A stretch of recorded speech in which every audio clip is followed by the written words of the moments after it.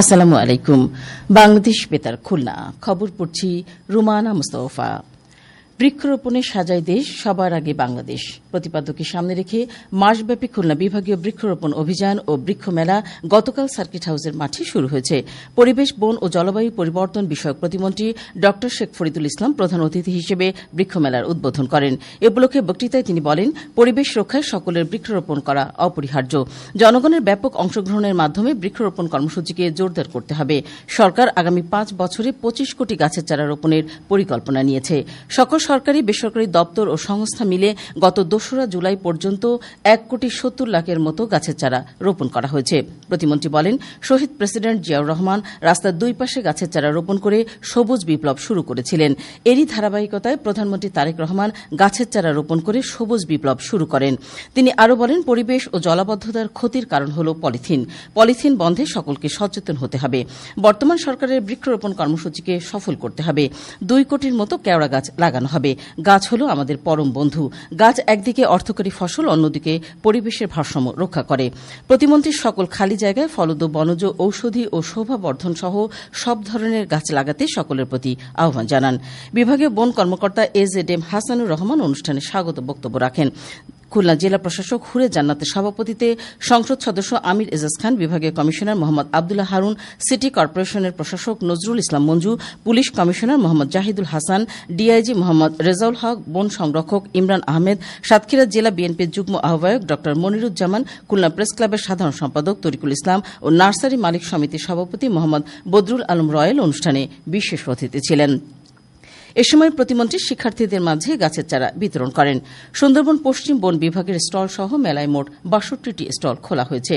বৃক্ষ মেলা প্রতিদিন সকাল 9টা থেকে রাত 9টা পর্যন্ত সকলের জন্য উন্মুক্ত থাকবে। এর আগে প্রতিমন্ত্রীর নেতৃত্বে খুলনা কালেক্টরেট চত্বর থেকে এক বর্ণাঢ্য শোভাযাত্রা বের হয়ে বিভিন্ন সড়ক প্রদক্ষিণ করে মেলা প্রাঙ্গণে এসে শেষ হয়। শোভাযাত্রায় বিভিন্ন শ্রেণী পেশার মানুষ অংশ নেন। জেলা প্রশাসন এবং খুলনার সুন্দরবন পশ্চিম বন বিভাগ যৌথভাবে এর আয়োজন করেছে। এদিকে সপ্তাহব্যাপী বৃক্ষ মেলা গতকাল বাগেরহাট শহরের জেলা পরিষদ অডিটোরিয়াম প্রাঙ্গণে শুরু হয়েছে। পরিবেশ, বন ও জলবায়ু পরিবর্তন মন্ত্রণালয়ের প্রতিমন্ত্রী শেখ ফরিদুল ইসলাম প্রধান অতিথি হিসেবে এ মেলার উদ্বোধন করেন। এবারে এর উপর শুনুন আমাদের জেলা সংবাদদাতার পাঠানো একটি প্রতিবেদন।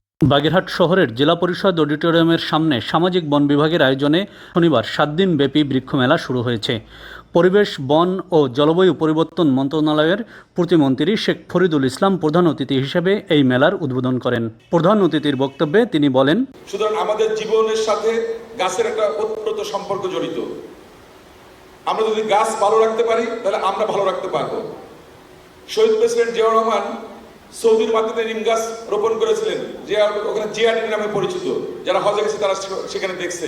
বাগেরহাটে বৃক্ষরোপণ ও সংরক্ষণের বিষয়ে সামাজিক বন বিভাগ ও শিক্ষা প্রতিষ্ঠান প্রধানদের নির্দেশনা দেন প্রতিমন্ত্রী শেখ ফরিদুল ইসলাম। আমি আমাদের সামাজিক বন বিভাগের যিনি কর্মকর্তা আছেন ওনাকে বলবো, বাগেরহাটের আমাদের 9টা উপজেলা সহ কোথায় গাছ লাগানোর জন্য কতটুকু জায়গা আছে, এবছর কতটুকু করতে পারবো, আগামী 5 বছরের জন্য যদি আমাদের 25 কোটি টার্গেট, সেখানে বাগেরহাটে কতগুলো গাছ লাগবে আমরা সেটা নিয়ে কাজ করব। এবং আমরা প্রত্যেকটা রাস্তা, আমরা প্রত্যেকটা প্রতিষ্ঠানের পাশে গাছগুলো রোপণ করব। গাছ লাগানোর ভিতরে মূল্যায়ন নয়, গাছের পরিচর্যা, গাছের বেড়ে ওঠার ভিতরে হচ্ছে মূল্যায়ন, এবং সেটাকে নিশ্চিত করতে হবে প্রত্যেকটা শিক্ষা প্রতিষ্ঠানকে। উদ্বোধনী অনুষ্ঠানে সভাপতিত্ব করেন জেলা প্রশাসক গোলাম মোহাম্মদ বাতেন, পুলিশ সুপার হাসান মোহাম্মদ নাসের রিকাবদার, সামাজিক বন বিভাগ বাগেরহাটের বিভাগীয় বন কর্মকর্তা মোহাম্মদ শাহিন কবির, জেলা বিএনপির আহ্বায়ক ATM আকরাম হোসেন তালিম এতে বিশেষ অতিথি ছিলেন। উদ্বোধন শেষে জেলা পরিষদ ভবনের পশ্চিম পাশে একটি ঔষধি ও একটি ফলদ বৃক্ষ রোপণ করেন প্রতিমন্ত্রী শেখ ফরিদুল ইসলাম। মেলায় বিভিন্ন ধরনের চারা নিয়ে 19টি স্টল বসেছে। প্রতিদিন সকাল 9টা থেকে রাত 9টা পর্যন্ত স্টলে চারা প্রদর্শন ও বিক্রয় চলবে। শেখ শাহানশাহ সোহান, বাংলাদেশ বেতার, খুলনা।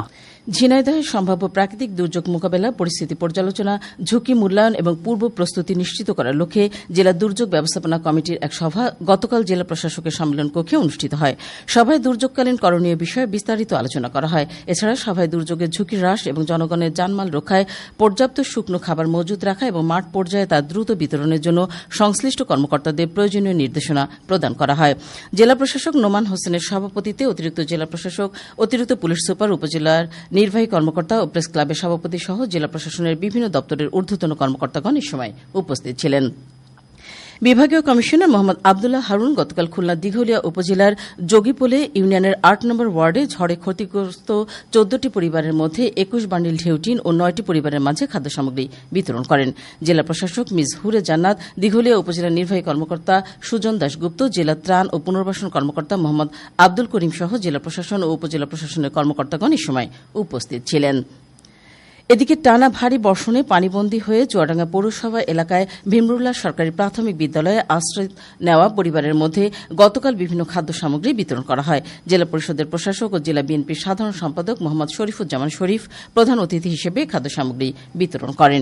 এ সময় তিনি আশ্রয়কেন্দ্রে ৩০টি পরিবারের মধ্যে ১ বস্তা করে চাল, ডাল, তেল, আলু, লবণ, পেঁয়াজ ও রসুন সহ প্রয়োজনীয় খাদ্য সামগ্রী বিতরণ করেন। এদিকে যশোরের অভয়নগর উপজেলার আদর্শপাড়া ও চেঙ্গুটিয়া এলাকায় পানিবন্দী অসহায় মানুষের মধ্যে গতকাল খাদ্য সামগ্রী বিতরণ করা হয়। সংসদ সদস্য গোলাম রসুল এসব খাদ্য সামগ্রী বিতরণ করেন। উপজেলা জামায়াতে ইসলামীর আমির সহ গণ্যমান্য ব্যক্তিবর্গ এ সময় উপস্থিত ছিলেন। হাজী কল্যাণ সোসাইটির উদ্যোগে নবাগত হাজীদের সংবর্ধনা অনুষ্ঠান গতকাল খুলনার বয়রা বায়তুন্নাজাত জামে মসজিদে অনুষ্ঠিত হয়। স্থানীয় সরকার বিভাগের উপপরিচালক মোহাম্মদ আরিফুল ইসলাম এতে প্রধান অতিথি এবং অতিরিক্ত জেলা ম্যাজিস্ট্রেট নুরুল হাই মোহাম্মদ আনাস বিশেষ অতিথি ছিলেন। হাজী কল্যাণ সোসাইটির সভাপতি এস কে সাইদুর রহমান সাইদের সভাপতিত্বে অনুষ্ঠানে ইসলামিক ফাউন্ডেশনের উপপরিচালক মোহাম্মদ আবদুল্লাহ, হাজী কল্যাণ সোসাইটির সাধারণ সম্পাদক আবু বকর সিদ্দিক, হজ এজেন্সির প্রতিনিধি ও হাজী কল্যাণ সোসাইটির সদস্য সহ নতুন ১৫০ জন হাজী উপস্থিত ছিলেন। পরে হাজীদের সুস্থতা কামনা করে দোয়া অনুষ্ঠিত হয়। খেলার খবর ফুটবল। যশোর শহরের RN রোড নতুন বাজার মাঠে রিপন অটোস জুনিয়র ফুটবল বিশ্বকাপ টুর্নামেন্টের গতকালের খেলায় বাংলাদেশ ১-০ গোলে ব্রাজিলকে, মিশর ১-০ গোলে ইংল্যান্ড একাদশকে পরাজিত করেছে। এর আগে জেলা পরিষদের প্রশাসক মোহাম্মদ দেলোয়ার হোসেন খান খোকন প্রধান অতিথি হিসেবে টুর্নামেন্টের উদ্বোধন করেন। ঢাকা আবহাওয়া অফিস জানিয়েছে, সক্রিয় মৌসুমী বায়ুর প্রভাবে আজ দুপুর ১২টা পর্যন্ত রংপুর, ময়মনসিংহ, ঢাকা, চট্টগ্রাম ও সিলেট বিভাগের কোথাও কোথাও ভারী থেকে অতি ভারী বর্ষণ হতে পারে। এদিকে আজ বেলা ১টা পর্যন্ত আবহাওয়ার পূর্বাভাসে বলা হয়েছে, খুলনা, যশোর, কুষ্টিয়া, রাজশাহী, পাবনা, ঢাকা, টাঙ্গাইল, ময়মনসিংহ, বরিশাল, পটুয়াখালী, নোয়াখালী, কুমিল্লা, চট্টগ্রাম ও কক্সবাজার অঞ্চলে দক্ষিণ দক্ষিণ পূর্ব দিক থেকে অস্থায়ীভাবে ঘণ্টায় ৪৫ থেকে ৬০ কিলোমিটার বেগে দমকা অথবা ঝোড়ো হাওয়া বয়ে যেতে পারে। সেই সঙ্গে বৃষ্টি অথবা বজ্রসহ বৃষ্টিপাতের সম্ভাবনা রয়েছে। এসব এলাকার নদীবন্দর সমূহকে ১ নম্বর সতর্কতা সংকেত দেখাতে বলা হয়েছে। খবর শেষ হল। আমাদের পরবর্তী খবর প্রচারিত হবে দুপুর ১২টা ১০ মিনিটে বাংলায়।